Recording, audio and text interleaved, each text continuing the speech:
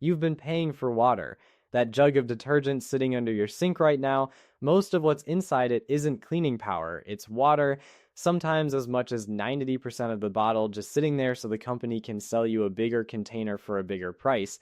You've been hauling home plastic jugs full of mostly water for years without knowing it. Tonight, I'm going to show you the 3 ingredient powder that costs about $3 to make, lasts months, and actually gets stains out better than most name brand detergents. I'm going to show you why store detergent is built the way it is, the one ingredient almost nobody talks about that's doing most of the real cleaning, the honest weak spot this recipe has, and how to fix it, and exactly how to make this work in any washing machine, including the high efficiency ones. If you're new here, hit subscribe and drop a comment telling me which detergent brand you're currently loyal to. I want to see how many of you are paying for the same water I was. Let's get into it. Here's what the laundry aisle doesn't want you thinking about too hard.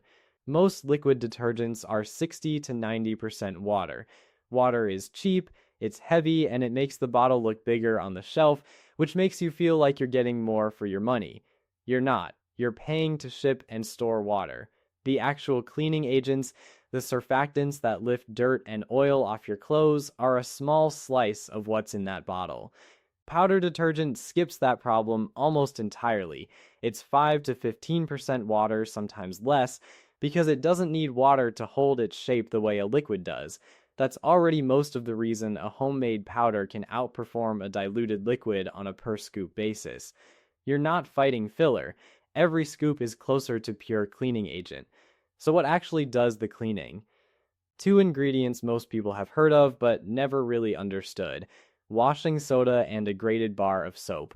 Washing soda is sodium carbonate, and its job is raising the pH of your wash water.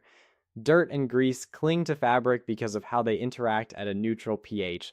Push that pH up, and grease starts letting go of the fibers instead of holding on. That's the same reason washing soda cuts through baked-on grease on a stovetop. It's not a coincidence, it's the same chemistry doing the same job in your washer. The grated soap is your actual surfactant, the thing that surrounds oil and dirt particles and lets water carry them away instead of just pushing them around. A plain bar soap, something like a basic Castile or a fragrance-free bar, works because it's mostly just fat and lye reacted together, no fillers, no moisturizers competing for space in the formula.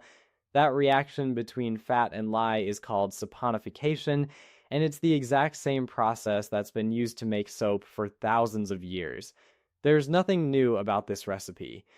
What's new is that companies figured out they could sell you a much more diluted, much more expensive version of the same basic chemistry and convince you it was an upgrade. Here's the recipe. Grate 1 bar of plain soap on a box grater, the kind you'd use for cheese.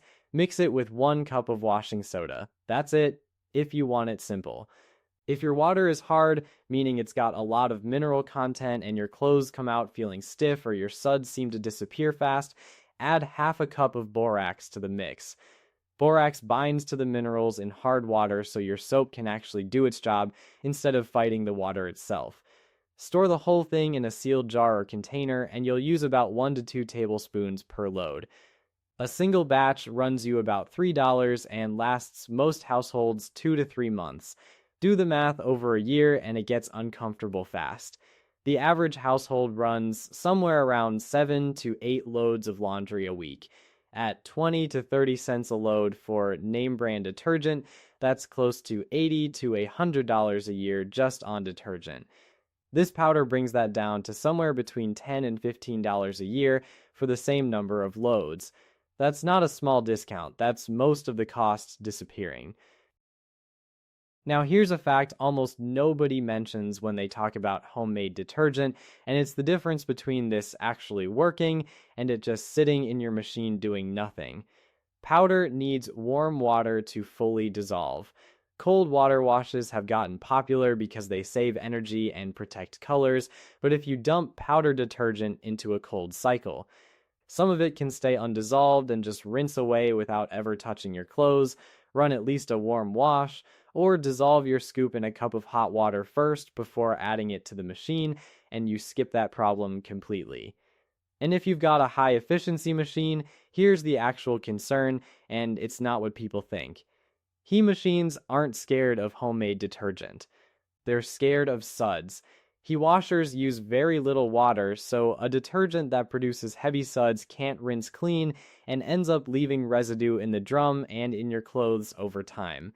This recipe is naturally low sudsing because washing soda and plain soap don't foam the way commercial detergents with added foaming agents do. That's actually a reason this version is safer for an he machine, not a risk. If you ever do see a small amount of buildup around the detergent drawer, it's soap residue, not damage, and a hot empty cycle with a splash of vinegar clears it right out. Let's talk about what commercial detergent is actually charging you for beyond the cleaning power. Optical brighteners are a big one. They don't remove stains, they coat fabric with a compound that reflects light back at a slightly bluer wavelength, which tricks your eye into seeing white clothes as brighter and whiter than they actually are. It's a visual trick, not a cleaning improvement. Fragrance is another one, added purely for scent, contributing nothing to how clean your clothes get. And it's often the ingredient causing skin irritation for people who think they're allergic to laundry itself. None of that is in a homemade powder.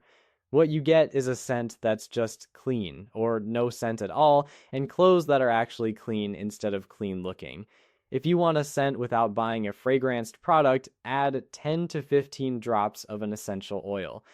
Lavender or eucalyptus work well directly into your storage jar and shake it through the powder. It won't smell like a commercial detergent, it'll smell like whatever oil you picked, and you're controlling exactly what's touching your skin instead of trusting a company's fragrance blend. Now I want to be straight with you about the one place this recipe genuinely falls short. Because I'm not going to pretend a 3-ingredient mix beats every single commercial formula at everything. Store detergents, especially the ones marketed for tough stains, often contain enzymes. Enzymes are proteins that specifically target other proteins, so they're built to break down things like blood, grass, sweat, and food stains at a molecular level that plain soap and washing soda simply can't touch on their own. If someone in your house plays sports or you're dealing with baby laundry, that's where this homemade version needs backup. The fix is simple and still cheap. Keep a small bottle of hydrogen peroxide or an enzyme-based stain remover on hand and pretreat the specific stain before it goes in with your regular load. You're not replacing your whole detergent for that, just adding a $5 bottle that handles the 10% of laundry your everyday powder can't. One more thing worth knowing if you're on a septic system, which a lot of renters in older homes or rural areas actually are. Commercial detergents packed with fillers and synthetic fragrance additives can build up in a septic tank over time and disrupt the bacteria that break down waste in the tank. Washing soda and plain soap are about as gentle on a septic system as laundry products get, since there's nothing artificial in the mix for the tank to fight against. If you've ever been told to watch what detergent you use because of your septic system, this is one of the few options that actually fits that requirement without you having to hunt down a specialty eco brand at double the price. Here's the complete system. Grate 1 bar of plain soap, mix with 1 cup of washing soda, add half a cup of borax if your water is hard, store it sealed, use 1 to 2 tablespoons on a warm cycle or dissolved in hot water first, add essential oil if you want scent, keep a small bottle of peroxide or enzyme stain remover on hand for blood, grass, or protein-based stains. That's it. That's the whole system, and it costs a fraction of what 1 jug of name brand detergent runs you at the store. 2 honest notes before you go. First, this recipe won't remove every single stain the way a targeted stain remover would, and I just walked you through exactly which stains those are and how to handle them, so you're not caught off guard the first time it happens.